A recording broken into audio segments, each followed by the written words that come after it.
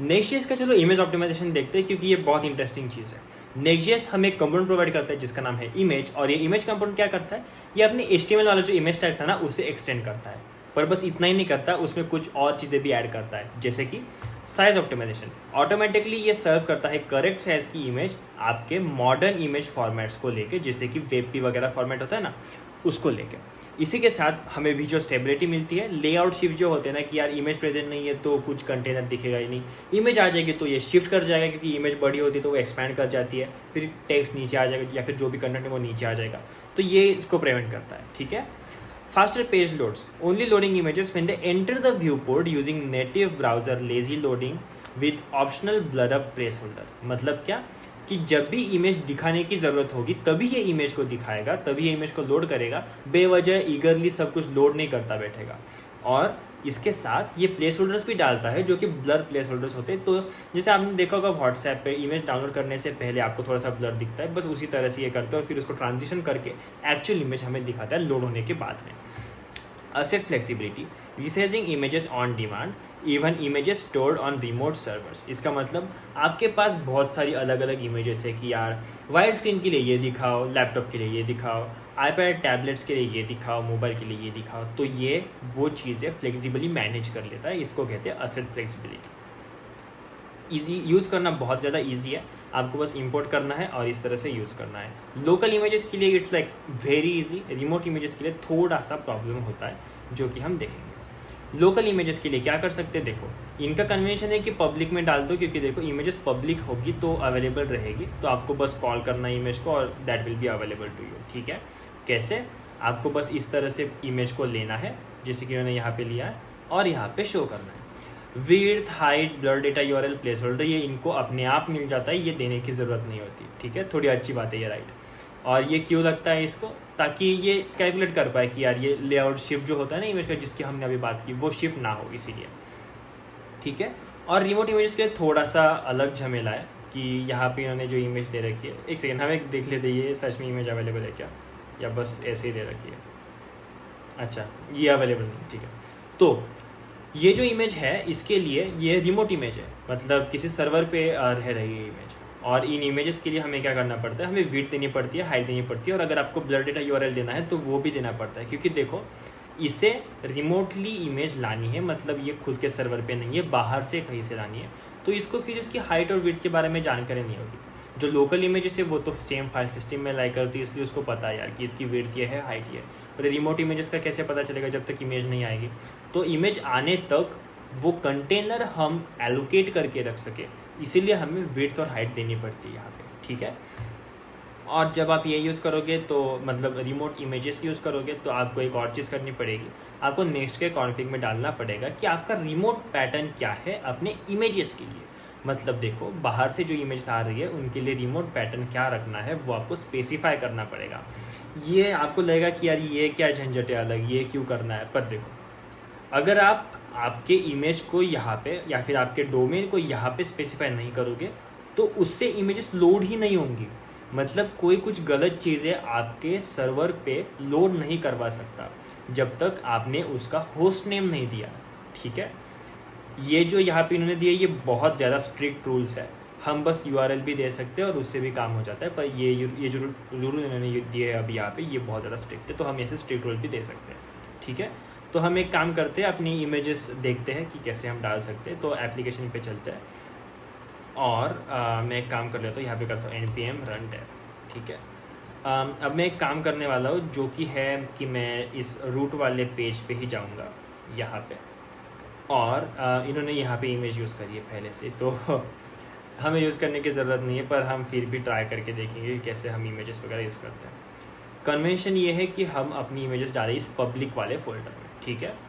तो हम क्या करेंगे, ये विंडोज़ का क्या चीज़ है, ठीक है, कोई तो लोगो है शायद इनका।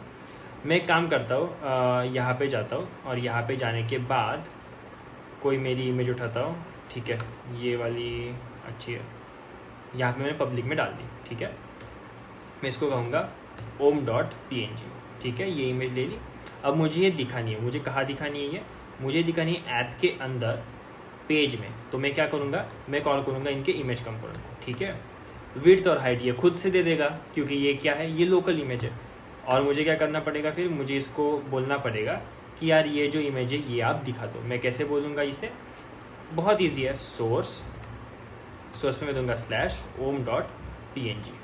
/om.png और मैं इसका अल्ट टेक्स्ट दे दूंगा ओम। ठीक है, ये दे दिया। अब इसे मैं क्लोज कर देता हूँ। अब जाते हैं ब्राउज़र पे और एक सेकंड, फ्लैश बंद हो गया। ओके कूल, आ गया। तो अब जाते हैं ब्राउज़र पे और ब्राउज़र पे जाके हम यहाँ पे आके करते हैं रीलोड और अपने नॉर्मल पेज पे जाते हैं रूट वाले। तो यहाँ पे इसने बोला कि is missing required width property, तो विड्थ प्रॉपर्टी मिसिंग है ऐसा ये बोल रहा है। तो हम एक काम कर लेते हैं, हम विड्थ दे देते हैं। ये खुद से ले लेनी चाहिए इसने, पर आई डोंट नो कि इसने क्यों नहीं ली, बट हाँ इसकी हमें विड्थ और हाइट पता है। इसकी विड्थ और हाइट क्या है ये हमें देखना पड़ेगा। रिवील इन फाइंडर हम ऐसे कुछ भी दे सकते हैं यहाँ पे, कोई दिक्कत नहीं है उसके लिए, पर it is better to like check और फिर हम दे दे राइट। तो मैं यहाँ पे जाता हूँ और यहाँ पे देखते हैं कि विड्थ और हाइट क्या है इस चीज़ की। डायमेंशंस में रहेगा क्या, मोर इन्फो में देखते एक्सपेंड करके। अच्छा 400/600, ठीक है। तो मैं इसको बोल देता हूँ कि यार इसकी जो विड्थ और हाइट है ना ये है 400/600। इसकी विड्थ है क्या, विड्थ है 400 और हाइट क्या है, हाइट है 600। ठीक है, ओके। देखो इमेज आ गई यहाँ पे लोड होकर, रिफ्रेश किया, मेरी इमेज यहाँ पे दिख रही है। मैं इसे चेंज भी कर सकता हूँ कि इसको बोल दूंगा कि यार इसकी हाइट है 400, तो ये उस तरह से मैनेज हो जाएगा। छोटा सा स्पेस लेगा, देखो ये शिफ्ट हो रहा है लेआउट। ठीक है, ये क्यों हुआ, क्योंकि मैंने साइज़ चेंज किया और फिर इमेज लोड हुआ। देख रहे हो ना आप, ये शिफ्ट हो रहा है। इसलिए अगर मैं साइज़ अच्छे से दूंगा जो प्रॉपर है तो वो लेआउट शिफ्ट आपको दिखेगा नहीं, क्योंकि इसने कंटेनर ब्लॉक करके रखा है वो वाला। ठीक है, तो ये एक चीज़ होती है।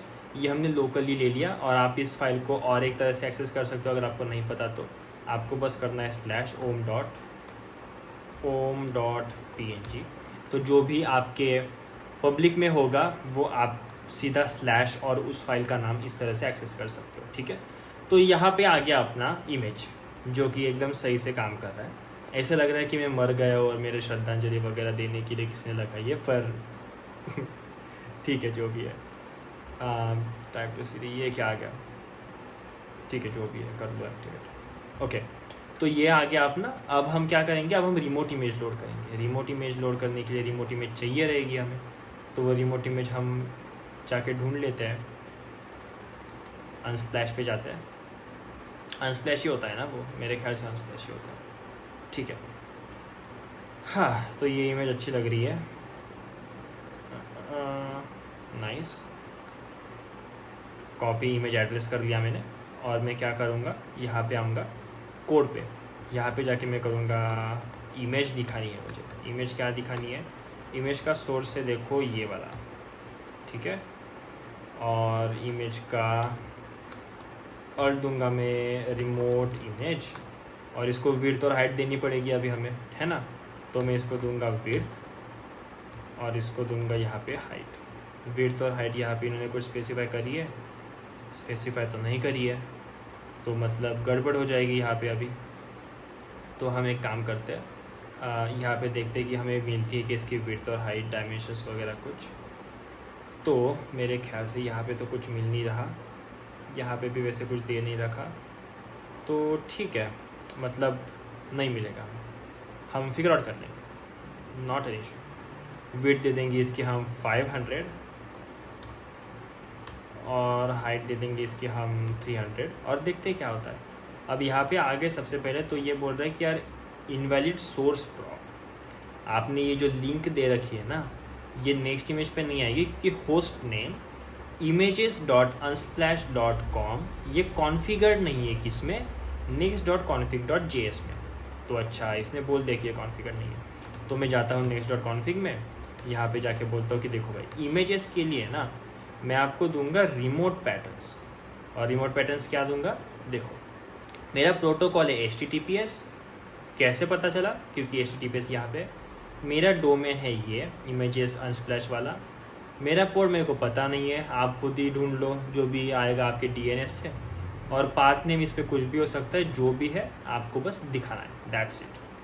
ठीक है, अब जाते हैं यहाँ पे और रिलोड करते हैं। ठीक है, अब देखो यहाँ पे गैप बना है और फिर इमेज आ गई। ठीक है, आपको अगर ये फिर से देखना है तो मैं मेरी इमेज के ऊपर ये वाली इमेज चिपका देता हूँ, तो आपको अच्छे से दिखेगा क्या हुआ।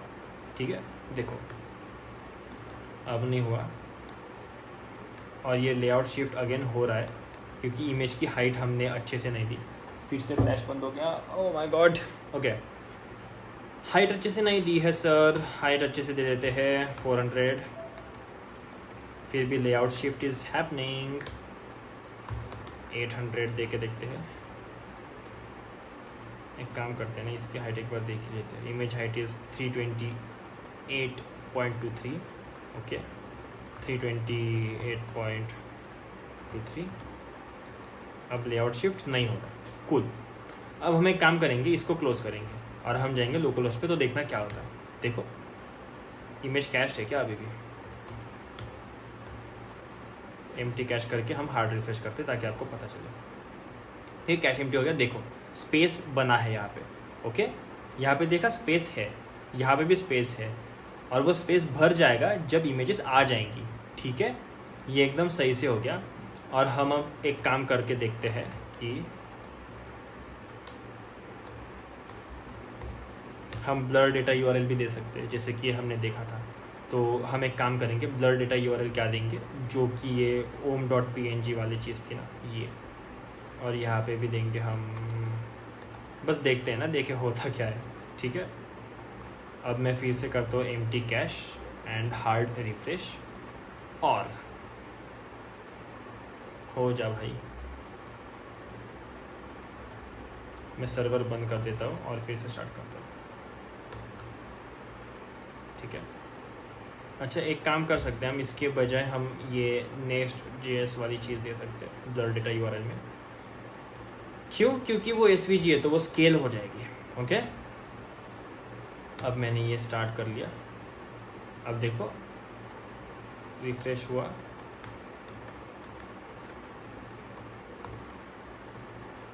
इसका कैश एम्प्टी करना पड़ेगा क्या मेरे को?